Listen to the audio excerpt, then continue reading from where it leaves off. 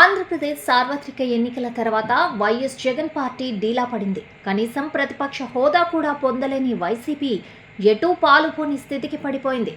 అధికార పక్షాన్ని ఎదుర్కోవడం పక్కన పెడితే పార్టీని బలంగా నిలుపుకోవడం కష్టంగా మారింది.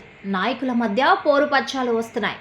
కొందరు నాయకులు పక్కచూపులు చూస్తున్నారు. దీంతో పార్టీ అధిష్టానం ముందుగా పార్టీలో లుకలుకలను సెట్ చేసే పనిలో ఉన్నట్టు అర్థమవుతోంది. అలాగే పార్టీ కోసం పనిచేసిన వారికి గుర్తింపు ఉంటుందనే సంకేతాలను ఇవ్వదలిచినట్టు స్పష్టమవుతుంది. ఇందులో భాగంగానే యాంకర్ శ్యామలకు వైఎస్ జగన్ కీలక పదవి కట్టబెట్టారు. వైసీపీ రాష్ట్ర అధికార ప్రతినిధిగా ఆమెను నియమిస్తూ జగన్ నిర్ణయం తీసుకున్నారు. ఆమెతో పాటు భూమన కరుణాకర్ రెడ్డి, జూపూడి ప్రభాకర్ రావు, ఆర్కే రోజాలను కూడా రాష్ట్ర అధికార ప్రతినిధులుగా నియమించారు. పెద్దిరెడ్డి రామచంద్రారెడ్డిని పార్టీ పీఏసీ సభ్యుడిగా నియమించారు. అలాగే చిత్తూరు జిల్లా, తిరుపతి జిల్లాకు అధ్యక్షుడిగా బాధ్యతలు అప్పగించారు. చిత్తూరు జిల్లాలో మాజీ మంత్రులు ఆర్కే రోజా, పెద్దిరెడ్డి రామచంద్రారెడ్డిల మధ్య విభేదాలు తారాస్థాయికి చేరాయి.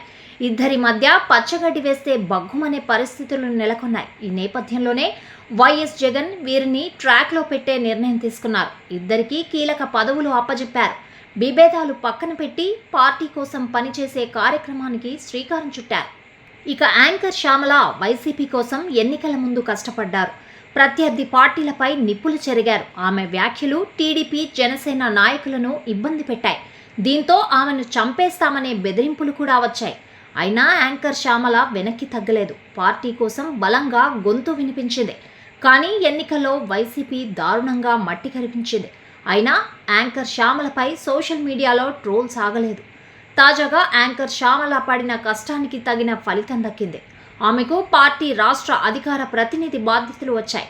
ఈ నిర్ణయాలు చూస్తే వైఎస్ జగన్ తన పార్టీని చక్కబెట్టే పనిలో నిమగ్నమైనట్టు, పార్టీలో నాయకుల మధ్య సఖ్యతను పెంచి పార్టీని పటిష్టం చేయాలనే ఆలోచనలు చేస్తున్నట్లు తెలుస్తోంది.